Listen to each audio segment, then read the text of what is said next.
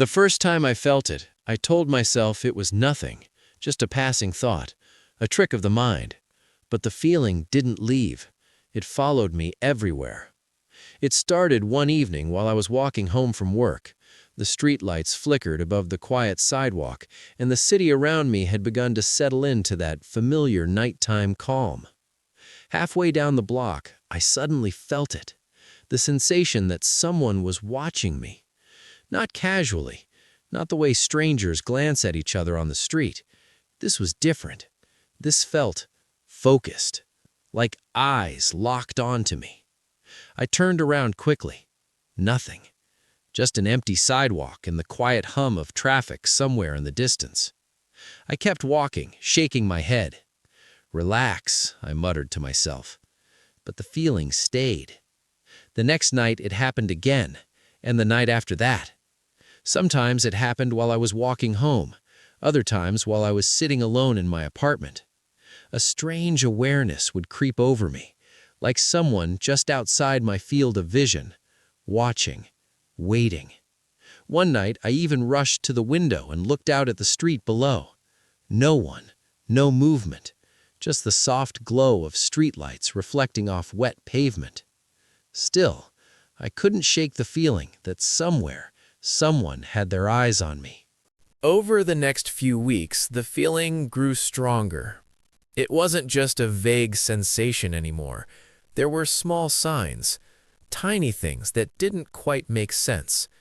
One evening, I came home to find my apartment door slightly open, just a few centimeters. At first, I thought maybe I had forgotten to close it completely that morning, but something felt wrong. I slowly pushed the door open. Everything looked normal, nothing was missing, nothing appeared out of place. Still, the uneasiness settled deep in my stomach. A few days later, I noticed something else. My bookshelf. A book I rarely touched had been moved slightly out of line. Again, it could have been nothing, but the more I noticed these little details, the harder it became to ignore the possibility. Someone had been inside. Someone had been here when I wasn't. I began checking my locks every night, closing the blinds, listening carefully for sounds in the hallway. Every creak of the floorboards made my heart jump. One night, I even sat awake until 3 a.m., convinced I had heard footsteps outside my door. But when I opened it, the hallway was empty. The silence was unbearable. And the worst part wasn't the fear. It was the uncertainty. Because if someone really was watching me, why? After a month of this paranoia, I decided I needed proof. So I bought a small security camera. Nothing fancy, just a simple device I could place in my living room. If someone was entering my apartment while I was gone, this would catch them. The first few nights, nothing happened. I checked the recordings obsessively, every hour, every frame. Nothing but an empty room. But the feeling of being watched never disappeared. Then, one evening after work, I sat down and reviewed the footage again. At first, it looked the same. Still room, quiet apartment. Then, I noticed something strange. Around 2:17 a.m., the camera had activated. Motion detection. My heart started pounding. I pressed play. The screen showed the empty living room. Then, movement. A shadow passed across the wall. My breath caught, but there was no one visible. The shadow moved slowly across the room before disappearing again. I replayed the footage 3 times. The shadow looked human, like the outline of someone walking, but no one was actually there. The room remained empty the entire time. That night, I barely slept, because the camera had confirmed one thing. Something was definitely happening in my apartment. I just didn't understand what. The turning point came on a Saturday afternoon. I was cleaning my apartment when I noticed something unusual, a small vent near the ceiling in the living room. It had always been there, but this time something caught my eye. The screws looked loose. Curious, I grabbed a chair and climbed up. Inside the vent was a narrow duct that ran along the wall, and just inside the opening, I saw something small and metallic, a tiny camera. My stomach dropped. Someone had placed a camera inside my apartment, hidden where I would never think to look. My hands trembled as I carefully removed it. The device was old but functional. A tiny blinking light confirmed it was still active.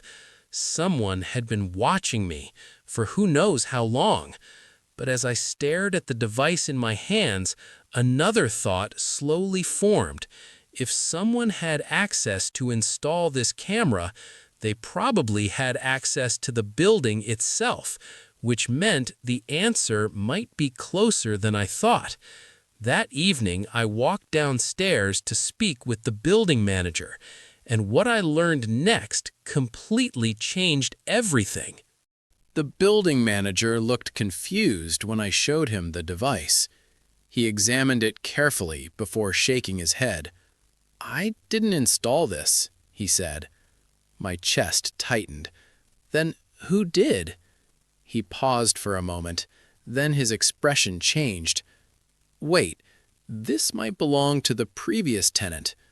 I frowned. "What do you mean?" He explained that the man who lived in my apartment before me had been a freelance filmmaker. Apparently, he often experimented with small cameras and lighting setups. When he moved out, he left in a hurry. Some equipment might have been forgotten. I stared at the device again. It suddenly made sense. The hidden camera, the strange shadow in the recording, even the loose vent screws. They were all remnants of someone else's work. Not a stalker, not a watcher, just an old piece of equipment accidentally left behind. And the shadow? That was likely caused by the camera reacting to changes in light from outside. The realization hit me slowly. For weeks, I had been convinced someone was secretly observing my life. But the truth was much simpler and much more embarrassing. The only person truly watching me was myself. Through fear, through imagination, through the stories my mind created in the silence. That night, I sat alone in my living room, holding the small camera in my hand. The apartment felt different now, quieter, lighter. For weeks, I had lived with the constant tension of being watched. Every movement felt exposed, every sound felt suspicious. But now that the truth was clear, I understood something important. Sometimes the most powerful fears don't come from the outside world. They come from inside our own minds. Our imagination fills silence with danger. Our thoughts turn small uncertainties into frightening possibilities. And before we realize it, we start believing the stories we create. I placed the camera in a drawer and closed it.